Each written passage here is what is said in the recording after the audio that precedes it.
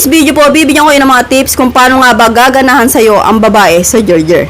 Pero bago yan, kung hindi pa nga po kita subscribers, palambing naman, please don't forget to subscribe and click the notification bell para updated kayo palagi sa mga bago kong upload na videos. Proceed na po tayo kagad sa number 1, dirty talk. No? Ang ibig sabihin ko po dito mga lods, habang nagjejerjeran kayo ng jowa mo, i-dirty talk mo siya. Kausapin mo siya pabulong, no? Bulungan mo siya sa tenga. So mahina lang hindi yung marinig ng katabi ninyong kwarto. So habang nagjejerjeran kayo, habang nandiyan kayo sa bakbakan, bulungan mo siya na sabi mo, ang sarap mo naman, ang bango mo. Importante lods na may mga ganun kayong bulong. Kasi po sa ganung paraan, kapag narinig ko ng babae yan, mas lalakas yung ungol, mas gaganahan sa'yo pagdating sa Gerger. So hindi po yung para kayong tuhod na nakapikit lang kayo and then napakatahimik ng paligid, puro ungol na lang naririnig. Hindi po ganun, no? Kailangan kausapin nyo rin siya, no? Kahit hindi siya sumasagot, kayo po, nagsasalita kayo. Na ang galing mo, kakaiba ka, no? Ikaw yung pinakamasarap, ganun-ganon. So bahala kung gusto mo sabihin, basta tungkol lang sa kanya. So, aside from that, huwag na po kayo mag-open na ibang topic. Baka mamaya, magkwento pa kayo sa ex mo. Mas masarap ka sa ex ko.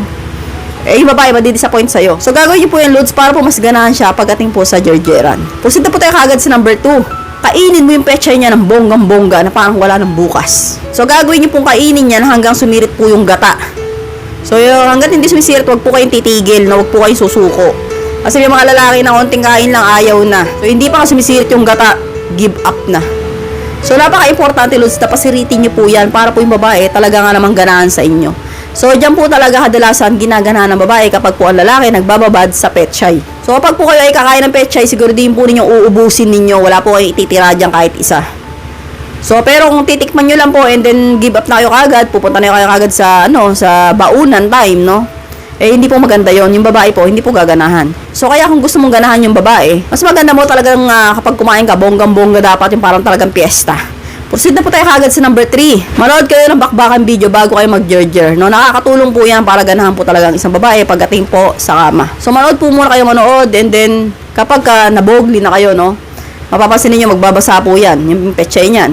So, ibig sabihin, ganado na siya. So, doon po kayo mag-gergeran ng bonggang-bongga ng parang wala nang bukas. So, kapag nagawa nyo po yung tatlong bagay na yan sa isang babae, sure po ako, ganado po yan sa Gerger. So, hanggang dito na lang po tayo mga lods. I hope you learned something new in this video. More videos to come. So, stay connected and see you again to my next video. God bless. Bye-bye!